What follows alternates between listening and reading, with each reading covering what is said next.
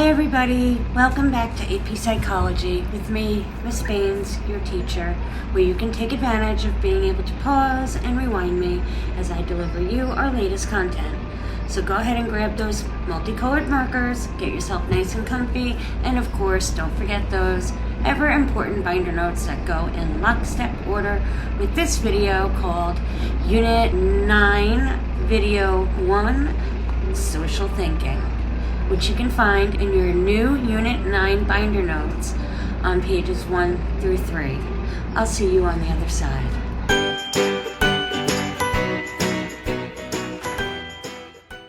Hello and welcome to our last set of notes, which is social psychology, which, as you may know, kind of wraps up the course as we will also begin to prepare for our AP exam. So we're going to start off this unit with our set of notes on social thinking. So let's first talk about the big picture here. What is social psychology? Well, let's just say you received a letter in the mail inviting you to your high school reunion, right? 10 years from now. You'll probably feel a bit nostalgic. You'll begin to think about the good old days. What thoughts will come to mind first? Will you remember the poetry from Romeo and Juliet in 9th grade? Will you think about the pride you felt when you first completed that really difficult chemistry lab? Will a tear form in your eye as you remember how inspiring AP Psychology was? Well, maybe, maybe not. But what probably will dominate your thoughts are the people you knew in school and the interactions that you had with them, and the long, intense discussions about everything imaginable, the loves that you had, the loves that you've lost, the time you made a fool of yourself at a party, the day you sat in the pouring rain with your friends watching a football game. We focus on these social situations because we are social beings. We forge our individual identities, not alone, but in the context of other people. We work, we play, we live together. We hurt and help each other. We define happiness and success for each other. We visit family, we make friends, we have parties, we build networks. We go on dates, we pledge an enduring commitment. We decide to have children. We get married. Sometimes we don't. We watch others, we speculate about them, we predict who will wind up with whom on reality shows. Many of us will text and tweet and snap, or dare I say post on Facebook, TikTok, or Instagram to stay in the know with each other about everything that we're up to. Or we'll spend lots of time with our free time going down rabbit holes or curating what has become a sort of collective noun that we now refer to as our socials. One of the exciting aspects of learning about social psychology is discovering how basic and profoundly important these relationships are to the human animal. The relevance of the social psychology is evident in everyday life, precisely because we need and care so much about our social interactions and relationships. The social context in which we find ourselves can influence us profoundly. What is social psychology? Well, it's a scientific study of how we think about and influence and really relate to one another. It is very similar to sociology. If you've ever heard of an older sibling that has taken a sociology class, or maybe you've taken one for college now, it's very similar to sociology, but slightly different because sociology looks at groups of people and trends and statistics of groups of people, whereas social psychology is still very much about the individual, just how the individual is impacted in a society or a social setting. So there's a big emphasis on social cognition. And remember, when you think about cognition, think thinking, right? When you think cognitive, think thinking. So these are the mental processes that are associated with the ways in which people perceive and react to others, right? So how we think about those things, and that process that each person creates a unique perception of reality. And couldn't you then say that therefore everyone's reality could be different, which is just kind of a little bit of food for thought there. Cognitive bias, systematic error in thinking that affects the decisions and judgments that people make. Psychologists believe that many of these biases serve as an adaptive purpose. They allow us to reach decisions quickly, right? The human brain loves to fill things in. Attribution, the main person that goes along with the attribution theory, is Fritz Heider in 1958. a group of theories that describe how people explain the causes of behavior. People's perceptions of causality in real life. Well, attribution is something we all do every day, usually without even any awareness of the underlying processes and biases that lead to us making our inferences. When you get a poor grade on a quiz, you might blame the teacher for not adequately explaining the material and completely dismissing the fact that you actually didn't even study. When a classmate gets a great grade on the same quiz, you might attribute his or her good performance to luck, neglecting the fact that he or she has excellent study habits. That's attribution, or attributing something to something. Let's take a closer look. Attribution. So there in your notes, I have a space for you to write down a definition in your own words about what it means to attribute something. So go ahead and in the space that I provided, stop and jot, what does it mean to attribute? Hopefully you took a moment and you may have written that you attribute your good looks to your parents and their excellent DNA, or when you maybe attribute an action such as when you shot a three-pointer in basketball, or you landed a double back handspring in gymnastics, or you catch a flyer on your stunt team because you're a born athletic champion. Or you may attribute your bad manners because you were the last child alive to be born in your family, and basically you ended up raising yourself, and so on and so on. Your definition of attribution, hopefully you've got one down there on the sheet, and is probably somewhere along the lines of this being our actual definition of attribution. Attributions are theories on how we explain our own behavior and other people's behavior, period. So next up, we're going to talk about attribution in the social psychology setting. And so this is the process of explaining the cause of people's behavior, including our own, by crediting, right, in the external situation, meaning there are external factors or a person's internal disposition, and that being their personality.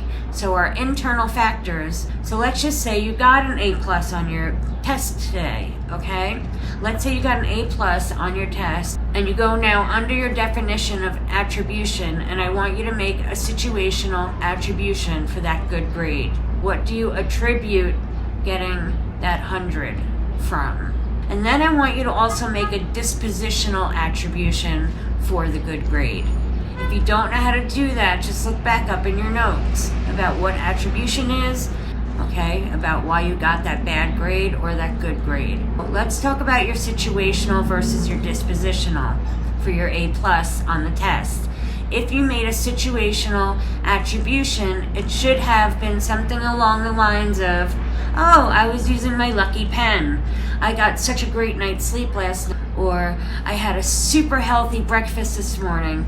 Or my table partner helped me. Or even, well, because I cheated, that's why I got 100. Okay, something like that. Hopefully you did not cheat, but you know what I'm saying. You attribute the good grade to some outside situation, right? Even then, for your dispositional attribution, you should have written something like, oh, I got an A+ because I'm awesome, I'm brilliant, I'm smart, I'm the best at reading and writing and arithmetic in this entire school. I'm number 1. Here's another visualization I want you to try, okay? Go ahead and close your eyes. I want you to visualize yourself driving in a car, and let's say that you're driving down a super busy, jammed-packed rush hour traffic, and you're on your way to school. And you're in the right lane now, trying to make a right turn. And someone comes up from your left and cuts you off right in front of you and doesn't even turn on their signal or their horn and turns in front of you, where you now have to slam on your brakes as not to run into them on their side of their car. Whose blood pressure might be roaring right now, but how do you react? And I want you to jot down right now how you reacted. Do you scream at the other driver? Well, in most instances, a person will say something. They will attribute it to the other driver. You idiot, learn how to drive, or something like that, right? Now imagine driving past the scene of an accident on a highway. The driver, who is unharmed, looks very young, with without any knowledge of the situation, you may come to the conclusion that the accident was the driver's fault. Well, isn't it dispositional then? Because you're essentially saying whatever you yell at this driver about why they're doing it. So if their explanation is, say, based on an unanticipated emergency, like his young wife was giving birth to his child right there on the passenger seat, so he really had to hurry, that would be situational, right? Was it his selfishness that he's inconsiderate and an awful driver? No, that would be dispositional. And this leads us to fundamental attribution error. Okay, so this next one was his tendency to over-attribute the behavior of others. So when we are talking about other people, to either internal or dispositional factors like their personality, okay? So when it comes to our own behavior, we're much more aware and sensitive to how our behavior changes with different situations. So if we were to cut someone off and because I'm late for work or school, or no one would let me over into the turning lane for school, right? There's always a situation thing as to why we might do something. But then as soon as someone does that back to us, oftentimes the very same thing to us, it's because they're a jerk or they're an awful driver. It's also dispositional. And that is, my friends, a fundamental attribution error. The next one up is a self-serving bias. A self-serving bias is not really the opposite of fundamental attribution error, but it definitely is related to the tendency to attribute your own successes to the internal disposition, and then your failures to an external or situational situation. Okay, so this often comes into play when we commit the fundamental attribution error. So let's say you get an A on that test. It's because I'm an amazing scholar, right? That's dispositional. But if you get an F, it's because my teacher has such a thick accent, I can't even understand him, and is always unprepared and very disorganized. It's his fault I didn't get a good grade. Or I only did poorly because the AC in the building that day wasn't working and it was like 500 degrees outside. Or maybe there was a jackhammer outside and the construction people were working and you couldn't concentrate. So that's why you did so horrible on that test, right? On the other hand, though, when you succeed, it's because you're amazing.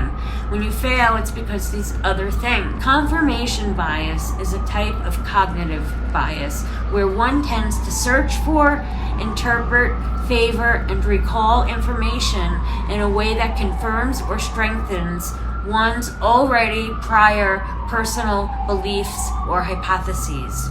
Notice here that the people in the cartoon line up for the voting for the comforting lies even though they know better, while no one wants to vote for the unpleasant truths. Okay? Next up is false consensus effect. The tendency to overestimate how much other people agree with us, and it leads people to the belief that their own values and ideas are normal, and that the majority of people share the same opinion. Just world hypothesis is the next cognitive bias, that our actions will inherently bring due consequences, reward for good behavior, punishment for bad behavior. Here you can see in the illustration and write down an example. What comes around goes around. Or karma is going to get you, right? Karma is a... Okay, next up is the halo effect, also called the halo error. It is the tendency for positive impressions of a person, a company, a brand, or a product, especially in advertising, in one's area, to positively influence one's opinion in other areas about the same person. In other words, you feel really good about knowing that you're going to breakfast because you love McDonald's new breakfast sandwich and because you love Egg McMuffin, right? The opposite effect here is called the horn effect. If you don't like something to begin with, of course you're not going to look forward to it. Okay, let's talk about attitudes next. And simply put, attitudes are our feelings and beliefs that predispose our reactions, and social psychologists tell us that they're made up of three things: cognitive, affective, and behavioral, the way that you behave or act in a situation. And so if someone is nice, we tend to feel kindness towards them and act in a friendly way. So all three things, which are attitudes, are at play. Do you believe your attitudes determine your decisions and your actions? So for instance, if you have a belief or an attitude that asparagus is disgusting, your behavior is probably going to follow that up. Well, I don't want to eat that asparagus. Yes, of course, attitudes lead to action. There are two roots of persuasion, and those are your attitudes. That they kind of guide your decisions. There's the central root of persuasion, which is a direct route, right? So attitudes change when interested people focus on the facts, the evidence, and the arguments, and then they respond with favorable thoughts. So I'm choosing a Amex card because they give me great miles, right? Whereas a peripheral route of persuasion would be indirect. Attitudes would change and we would make snap judgments on incidental cues, like attractiveness of a speaker, for instance. I'm going to change my credit card because Taylor Swift is my idol and I think she's wonderful, and since she is on the American Express commercial, I'm going to get an Amex card too. So it's not because the card has good interest rates, right? And it's not even because the card is an association to that bank. It's not even because of the card and what rewards we get from that card. It's directly because of how that card is associated with somebody or something that we approve or appreciate or love. And what we say and do are minimal as long as there are no outside pressures, and if the attitude is specifically relevant to the behavior, I don't like it, so therefore I don't need it and I don't want it, right? They're all really tied together nicely. The more specific the attitude to the action, the more likely they are to match your attitudes. About, say, running a mile a day are going to predict whether or not you run, because whether or not you hate exercising, you're going to not want to run that mile a day. Keenly aware of our attitudes. When we know and we are conscious of what we believe are more true to ourselves, do you believe that your actions can actually influence how you feel? And most of you are probably like, no, I determine how I feel and then how I will act about something. Here's the next question though. Do you believe it can be the exact opposite? And it is then called, especially with sales, it's called foot in the door. This is the tendency for people who agree to small requests or to comply with a larger one, and then a larger one, and then a larger one, because the idea is just to get your foot in the door. Small part of you, and then another part, and then another part, and then suddenly you're having coffee with someone and you're selling them something that people find it hard to say no when they have already agreed to a few smaller steps, right? I mean, it makes sense. Like, you've been talking to this person, now you don't want to let them down, or you'll feel bad for them if you say no. Okay, saying yes all alone, taking up your time. I could totally give you an example here, but I want you to come up with your own. So you should be doing this in your notes, but also when we get back in class, right, we'll talk about it to each other and you'll try to find examples. Let's say that you want to ask your parents for something. If you use the foot in the door phenomenon, what does that sound and look like? So it's daughter in the face phenomenon, right? Things right in their face, and first you're asking for something and you know you want something huge like concert tickets and to sleep out over the weekend with your friends, right? It seems like reverse psychology. In a way it is. And then after being turned down, you agree, okay, going away with my friends for the weekend and $500 concert tickets is really too much to ask. But how about when they come to town at Nassau Coliseum, if I sleep over at our friend's house out on Long Island?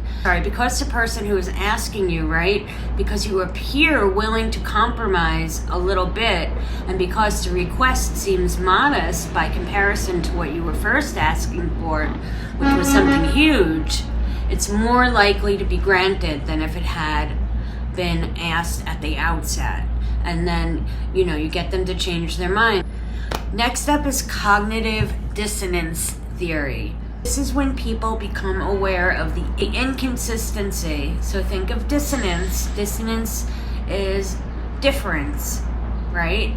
So the inconsistency is being a difference between your attitudes and your behaviors. And there's an inconsistency there between your attitude and your behavior. Like, I hate running, but here I am running, or vice versa. I love running, but I don't do it. They become anxious and they're motivated to make them consistent. This was kind of the idea of Leon Festinger's and some examples. So the first one I want to show you is the story, which I'm Fox and the Grapes, something like that. So the fox sees these grapes high up in the tree, and the fox can't get to the grapes, and I don't know why, but the fox can't climb or something, and the grapes are all the way up in the tree. So the fox can't climb, and they can't get to the grapes. So he says to himself, right? His belief is, I want the grapes, but the behavior is, I can't get to the grapes. I can't have the grapes then. So what am I going to do? I'm going to change what I can do so that I'm not anxious about it, and I'm not going to say, oh, those grapes are probably so delicious. So I'm going to say, those grapes have probably been there for a few weeks anyway, and they're probably spoiled, or they're poisonous, or something like that, right? I'm going to change my belief or my attitude so there's no inconsistency there. And then I make myself feel better, right? So because the behavior is difficult to change, people usually reduce the difference in consistency by changing the attitude of the attitude or the inconsistent attitude. Because what's easier to change? How we think or how we act and believe, right? Or our habits. Unfortunately, it's harder to change what we believe. And this brings us to Zimbardo Stanford Prison Experiment. Okay, the Zimbardo Stanford Prison Experiment, and what Zimbardo did, who is still a guy, a psychologist, who's still around and kicking and bringing lots of great things. You should totally catch his TED Talks, right? He's all about role-playing and affecting attitudes and the impact of the situation and the behavior, okay? He is into changing with different situations. So an experiment, and I'm going to try this. I'm going to try to give this to you quickly. He's a Stanford University professor back in the 1950s, okay? And in the psychology building over the summer for 2 weeks, he gets a whole bunch of students and randomly selects or randomly assigns half of them to be prison guards and half of them to be prisoners. And he works with like the local police station and does a mock arrest of each of the prisoners, and the prison guards are given like a uniform and a uniform and a badge and some glasses and like a billy, and is like, okay, here's your prison guard and there's your prison guard, go with it. But they don't give them any other directions. And the prisoners, right, if you're a prisoner, you just live here, you eat here, you are here for 2 weeks, and before even knowing what their role was, if they were a prison guard or a prisoner, they consented to. And they consented to it, but it was only within a few days, I believe 72 hours, I believe 5 or 6 days. I have to check on that. But they had to end the experiment because Zimbardo himself, and he's quoted in saying, I was so consumed by my role as a prison ward that his wife, his significant other, at the time said, Phil, you are a professor at Stanford University. This is an experiment. You are not a prison ward anymore. You are making decisions as if you are, but you're not. You are, and there were absolute atrocities. These prison guards, I'm sorry, not prison guards, these college students were committing absolutely awful pains to the prisoners, and you should totally look into all the things that they did. But the bigger thing here, or the bigger idea, is that they did these things, the prison guards, the college students did these things to the other college students, right? They would have never done these things unless they were in this situation where they had the role, the uniform, and the badge. So how does that apply to our lives? Because I don't know about you, but if I'm going to be in some 2-week experiment at Stanford University, one of the best colleges in the world, acting like a prison guard, you better believe that we are each in different situations throughout our lives. At each spot or any activity that you go, or performances, or when you're at home, or when you're with friends, or when you're with family, and each of those people are impacted by the people around you in the situation that you are in. And most of the time, there are not huge consistencies in our behavior there, but there are a few slight ones. So when there are huge differences in those atmospheres and in those situations, our behaviors tend to follow suit. And we are so impacted by that situation.